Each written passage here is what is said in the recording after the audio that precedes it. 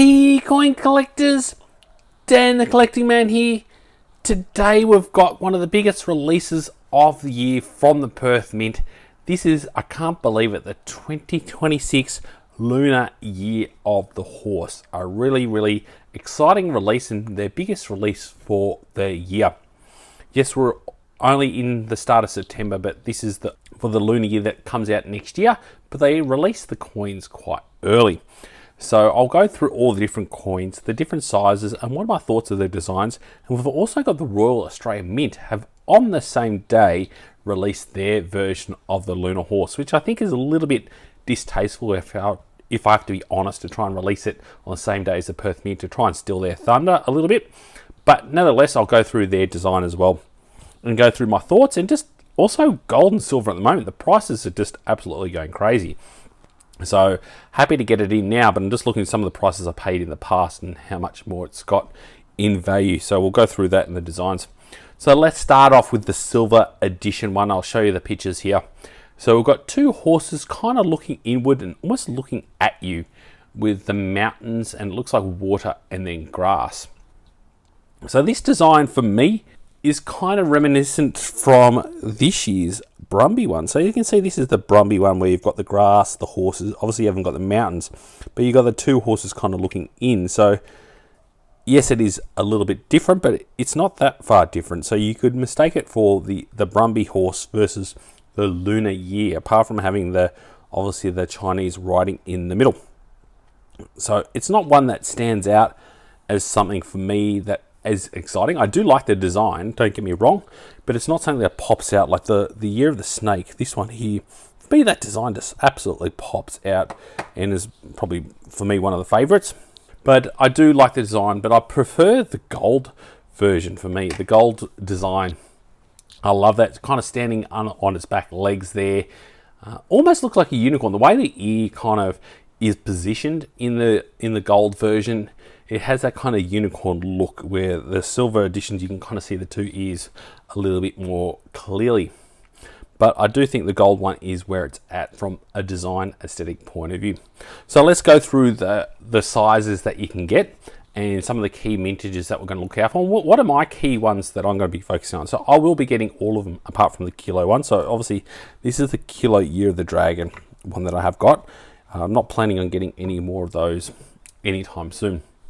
But we start off with the half ounce, which is this size here.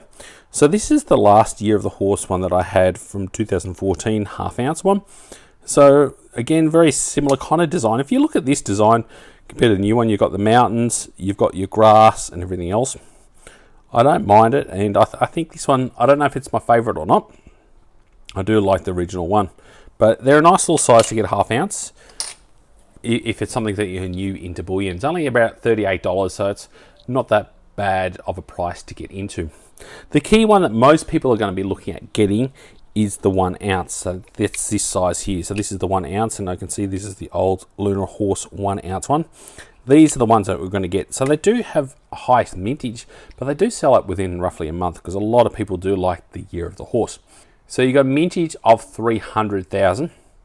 Retailing around $72, which is only $10 over the silver value. So at the moment, silver's around $62 and going up day by day. So I was happy to get in first thing in the morning to buy them before the price of silver kept on going up before the value. But if you think about a couple of years ago when I got the Dragons, it was only $30 an ounce. So it's amazing to see in 2 years how much silver has absolutely gone up.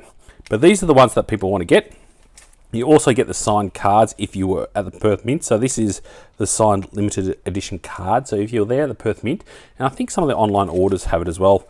As you can see, they're all individually numbered as well. So I was able to, when I bought these ones, I was at the Perth Mint for the launch day last year, and I was able to get this signed card by the designer, which was pretty cool to get that along. So they'll have that this year, and it looks like they're doing that for also online orders, the first 300 online orders, and there's different designs for the gold or the silver. So I'm hoping to get potentially both cards this year as well, because I have ordered the proof edition gold.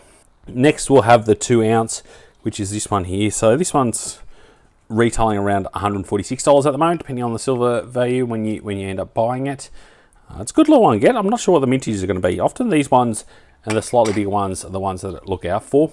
A lot of people love the 5 ounce, which is this one here. So you see it's a nice thick coin, and it's nice. It's got a really big planchet on it, and often these can be one of those ones that they do have low mintages and can end up holding a high premium. So you're looking at the moment around $356 in value to buy this one, but we'll see how they go in value over time. So obviously then you've got the 1 kilo that's also been released, which is this size here. As you can see, it's a whole kilo of silver, which is about $2,124 in value. So I remember I bought this one for just over $1,500 when I bought this one. So it's amazing to see the value of it going up. Not sure the mintages are. No, this one had a very high mintage in the end because they were making so many of them. They're quite collectible. But there is rumours of also a 10 ounce coin. So it's something they used to do in the first and second series, and then it kind of dropped off with COVID, and it looks like it might be coming back. So I think the 10 ounce one will be certainly one to get. I'm sure they're going to make a lot of them because they're going to be very collectible. A lot of people are looking to get that, and I definitely will be getting it as soon as it comes out. But that's the one I think will be really, really cool to get at. So I'm looking forward to seeing if that does come out or not, or if the rumours are correct or not. Apparently there's also going to be a 10 ounce bar that's going to come out earlier in the next year. So then we had the gold. So the gold one is all the different sizes come out all on release day, which is absolutely amazing. So you got the 1/20th, the 1/10th, the 1/4 ounce, the 1/2 ounce, the 1 ounce, 2 ounce, and 10 ounces. So the 1 ounce is where people are most likely gonna focus on, with a mintage of 30,000.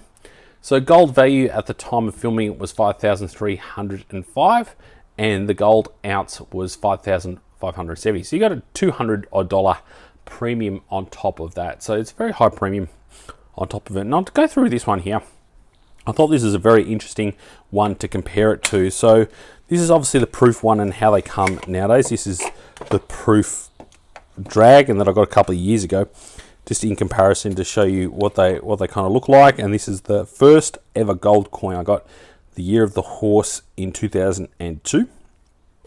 So this cost me at a retail of $100, and that's for a proof edition. Now we look at this year's one, it cost me for the proof year of the horse $790. Now with the gold value of being only 5,300, that'll be $530 in gold. That's a very high premium of nearly $200 just for this coin. And to think I got this for less than $100 as the gold coin itself, so with all the premium built into this one. So it just shows you how much gold has changed and how much the premiums have changed over time on top of these. Now this is looking at a retail of around $1,000 now, because it's quite collectible, quite old, and had a quite low mintage, obviously being series 1. Shame I didn't get a 70, but that's definitely very cool. So this one, again, even the year of the dragon, they make them very low mintages. So I think it's only 2,500 of these are made, and same as this year as well. And if you order online and you're the first 300, I think you do get a signed card as well, which will add a little bit of collectability to it. But even from when I bought this one to now, the price has gone up so much just for a small 1/10 ounce for the proof, which is cool. But I think I do like the design of the gold one, so I'm definitely keen to get that, and I will be trying to get some of the different sizes as well, all the way up to 1 ounce over time. I definitely think it's pretty cool.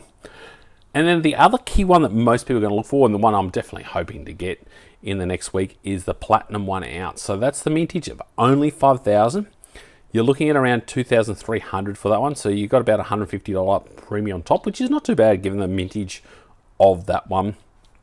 The platinum ones do go pretty quickly, so hopefully I can get in there. I've just got to wait for a little bit of budgeting to make that one work, but I'm hoping that one comes through, because that's definitely one I'm very, very keen on getting. And then we'll finish up on the Royal Australian Mint Edition. So they got the Year of the Horse one. So we've obviously seen a couple of ones here. So there's the Year of the Dragon and the Year of the Snake. And with I really like the obverse on these sides. So they really, really pop out really nice, the way they move the calendar depending on the actual year itself. And obviously we've got the Year of the Horse now. The design's pretty good, but the blossom flowers in there kind of, I don't know, they stand out too much compared to the horse. So it kind of takes it away. Where these ones here, you kind of see the dragon quite clearly. You can kind of see the snake quite clearly. But the Year of the Horse one, I think with those flowers in there, kind of, I don't know, loses its luster, I think, a little bit in that one. But that's just my personal preference. I have ordered one, and I have ordered all of the other key ones that I've spoken about.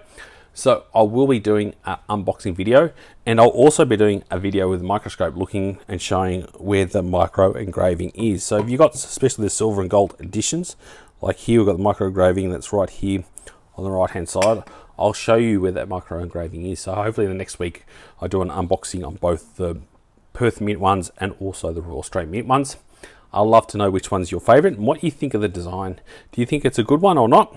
Or do you like the older series designs?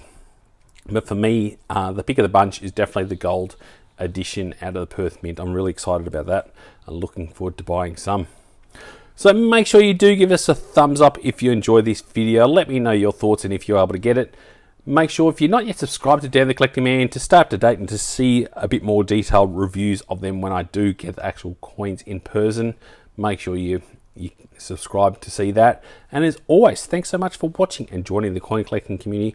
I'll catch you in my next video. Dan.